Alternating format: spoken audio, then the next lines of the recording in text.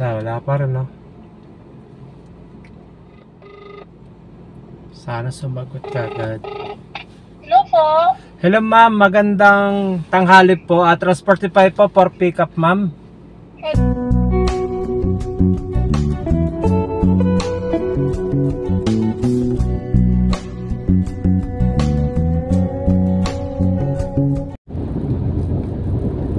Okay, time check mga kaibigan, 12:09 ng tanghali. Bali naka-accept po ako ng pangalawang booking sa oras na ito. Bali ang booking, pick up sa Antipolo, and then pinaka drop off niya dito sa may Teresa, Rizal. Bali meron tayong 25 minutes bago tayo makarating sa pick up area. At ang layo mga kaibigan, 11 km. So wala akong idea kung ano ikakarga kong item, ano yung padi-deliver sa akin doon sa may Teresa. Okay? Sana magaan lang, diba? Para masaya. Bali, pagkakalam ko rito, personal booking siya. Okay? Mamaya, pakita ko sa inyo sa video yung kung ano ikakarga ko, kung gaano kabigat, kung gaano kadami, at kung magkano ang ibabad sa ni customer dun sa drop off. Kasi ang booking, pick up nga sa Antipolo, then drop off sa Teresa Rizal. Dun ang pinaka payment sa may drop off sa Teresa Rizal.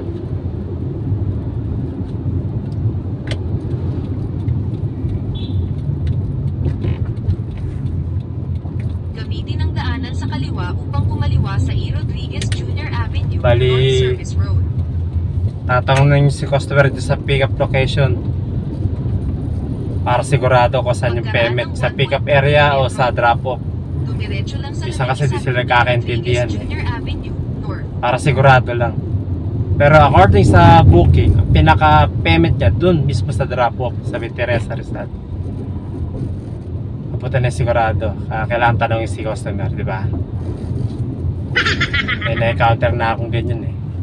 Ay, doon ang bayad. Pagdating sa drop off, ay di ba pinayaran doon sa pag-pick up mo kay ate, kay kuya? Hindi po, sabi dito daw eh. Diba? Sabi ko doon na magbayad, sila na magbayad eh. O, di ba? Na-encounter na ako ganun. Totoo po yan mga kaibigan.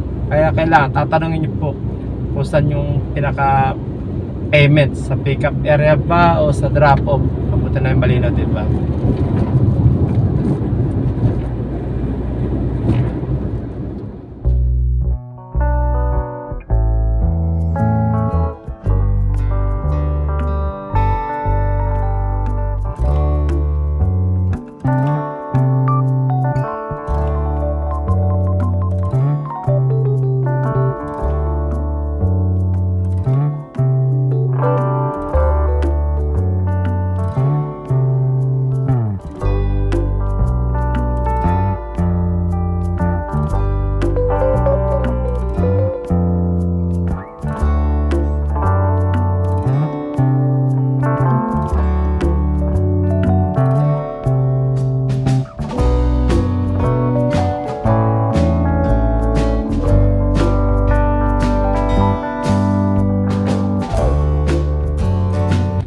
Okay, 2 minutes na lang makakarating na tayo sa pick up point o pick up area kay customer.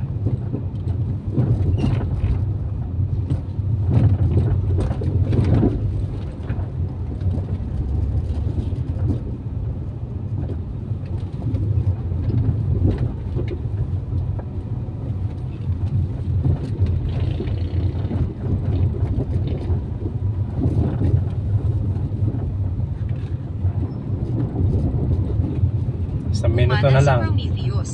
Yun. Liliko na tayo.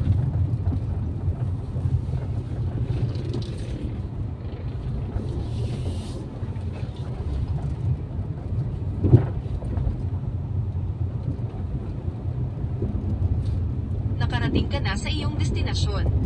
Yun.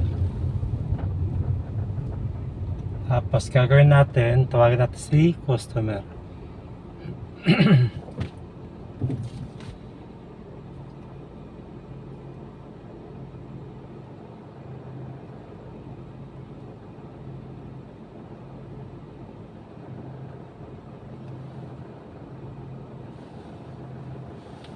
Tama.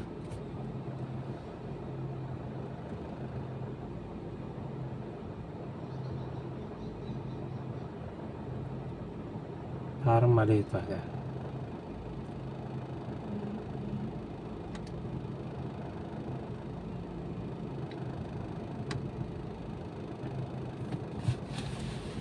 Para natin, parang mali yung street ha.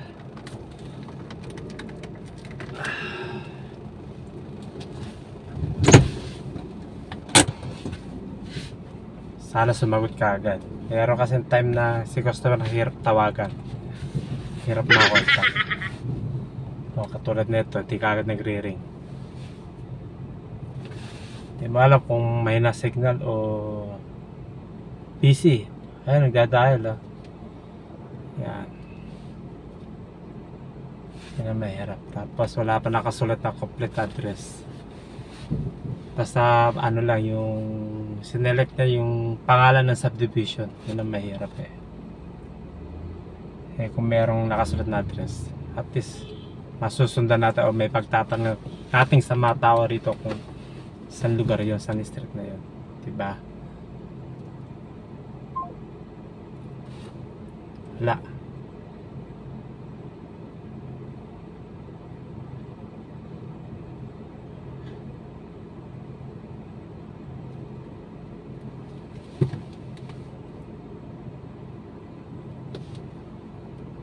Dahil pa rin.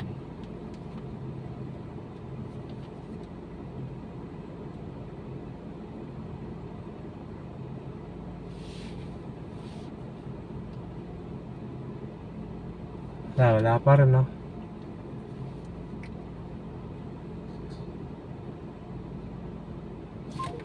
Wala. Prometheus Street.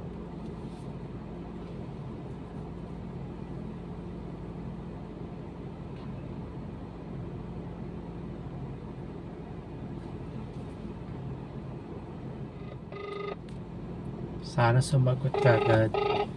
Hello po. Hello ma'am, magandang tanghali po. Transportify po for pick up ma'am. Dito kami sa Orion Street, sir. Orange Street. Orion Street. Ay, puso. Orion po, Orion. Opo, sir. Okay, sige ma'am. Magtatanong po ako, sige ma'am, kasi mali po yung ano eh. Oo nga, sa Pegasus na nakita ko rin, sir. So, Prometheus Orion. ano? Pero nakapasok na kayo sa gate, sir. Yes ma'am, yes ma'am. Bali, ano to? Prometheus pa to ma'am? Ano po? Orion Street. Bali kasi kung pumasok na kayo sa gate, kaliwa, kanan na agad, sir. Ah, okay. Orion Street. Pababa kasi makikita nyo na agad yung Orion. Ma'am, balik ba ako doon? Babalik? Hindi, pabalik po ba yung street na yon? Bumaba na kayo, sir, sa Pegasus? Ay, di ko ma'am alam eh. Sige ma'am, tatanong na lang po ako. Anong pangalan po ma'am? Orion? Orion Street po, number 30 po. Number 30. Sige ma'am, tatanong po ako ma'am, ha? Sige po. Thank you po, Orion. Okay. Yun. Mali na select na street ni customer sa booking. Bali, dinala ako rito na yung way sa Prometheus Street. So, tatanong ako kung saan ba tayo Orion Street. Tingin ko malapit lang naman. Kaya lang, hindi ko alam eh. Tatanong na lang tayo.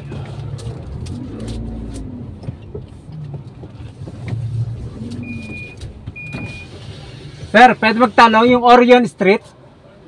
Ay, di mo alam. Sige, thank you.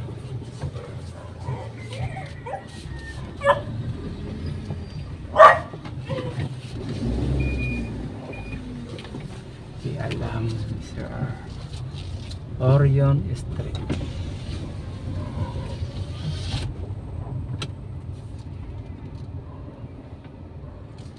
Orion Street. Hanap tayo. May tricycle lang dito eh. Tanong kayo ito. Yun. Tricycle lang dito.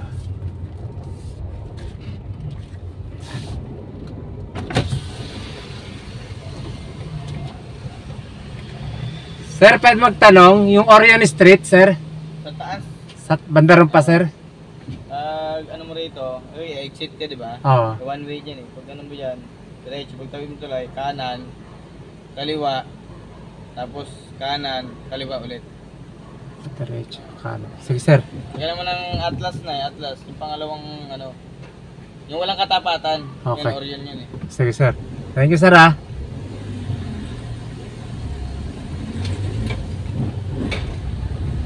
Orion. Ah, ito yata.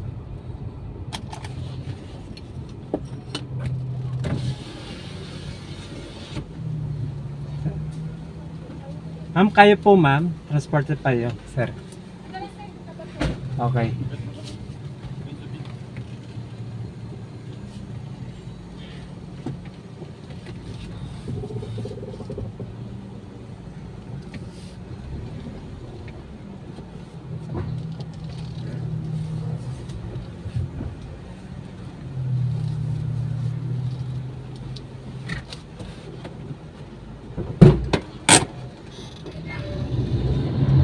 Okay mga kaibigan, dali na pick up ko na yung item dito sa may Antipolo.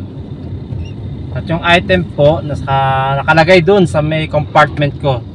Medyo po na may kabigatan din. Bali 10 box po siya. Hindi ko po alam yung laman ng box na yun. Saka merong isang plastic rito sa likuran ko. Ayan, nakita nyo. Ito po. Isang plastic. Magalang naman po yung plastic na yun. Yung laman nya. Bali ang drop off natin dun sa may Teresa Rizal at ang layo mga 44 minutes bago tayo makarating dun sa drop off natin sa may Teresa Rizal at ang layo mga kaibigan 17 km.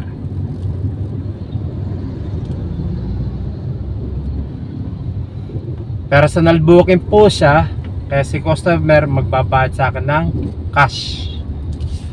Yun po. Kasi dito po sa Transportify tatlong klase payment. Una, wallet. Pangalawa, GCash. Pangatlo, cash. Yan po. Pag basta nag-book po kayo rin sa Transportify, tatlong klase payment po yan. Ang kadalasan po sa wallet, pumapasok yung pinaka-payment customer, mga company booking po yun. Tapos yung personal booking naman do, pag wala siyang perang cash, so may laban yung GCash niya, sesetalan yung payment sa GCash mo. Basta bigay mo lang yung GCash number mo. Pag cash, yan, abutan sa inyo yung pera, yung bayad ni customer sa'yo. Yun po, tatong klase payment to. At ang ibabayad sa akin ni customer, yan mga kaibigan, munti ko pa makalimutan.